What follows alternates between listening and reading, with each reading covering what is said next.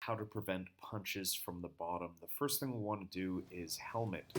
But you'll notice the helmet we use here is slightly different than the one we would use on the feet. We're grabbing, instead of the back of our neck and pressing across our face or our forehead, we're actually grabbing the back of our head with both hands, elbows slightly staggered. This prevents any strikes on the angle on which we're facing the opponent. And we go from here into the overwrap triangle with all of our proper details.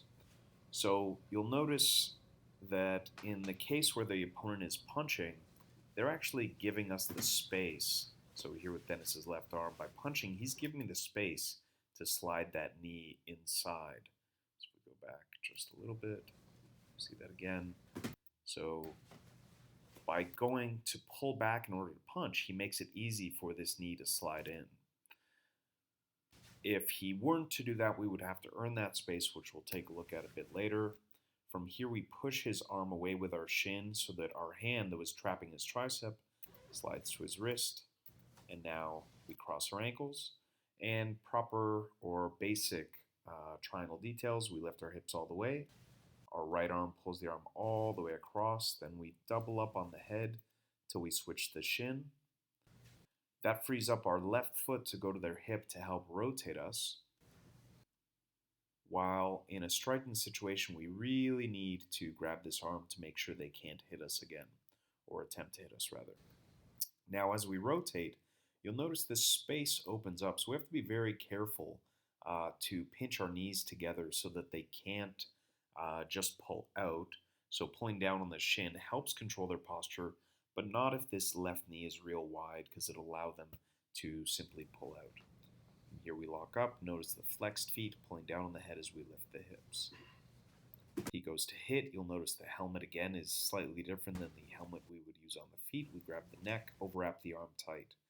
In this case, Dennis doesn't pull back to hit, so I've got to earn that space myself, moving my hips out. I let go of his neck, bringing my right arm out to a 45-degree angle. And I thigh scrape, bring my right knee up to my chest as my right elbow pushes his arm onto my shin, immediately trapping the wrist, or the tricep rather, with my right shin. Now, if my right arm were try to grab his right wrist here, it's actually too close for me. So instead of staying on my side as I am here, I've got to slide my hips back in this way in order to push his arm away sufficiently to slide to that wrist. From here, I can thread the needle, cross my ankles, lift the hips, grab the head so that I'm constantly controlling the posture and can switch back to the shin. From here, we're blocking that arm, making the striking context, and you'll notice, in this case, those knees pinching real tight at this point because there's a little bit of a gap right here, particularly when we make this little adjustment. This little adjustment is important because when you rotate, you create space inside the knee.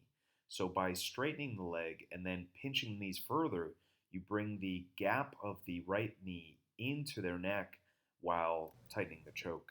Overall, again, flexed feet, pulling the heels to the butt, pull down on the head, and lift the hips to finish here. One more time. He goes to hit, we pull in, hips come out, and we thread the needle. For those less flexible, we'll look at other options for finishing in later videos. Again, control that second free arm, and we finish right here. This is, if I had to teach anyone only one thing to do from the closed guard, it would probably be this, because it applies as much in self-defense as it does in sport jiu-jitsu. This is one of my favorite, most powerful techniques. I consider the overwrap to be a bit of a super position because there's so much control you have from there.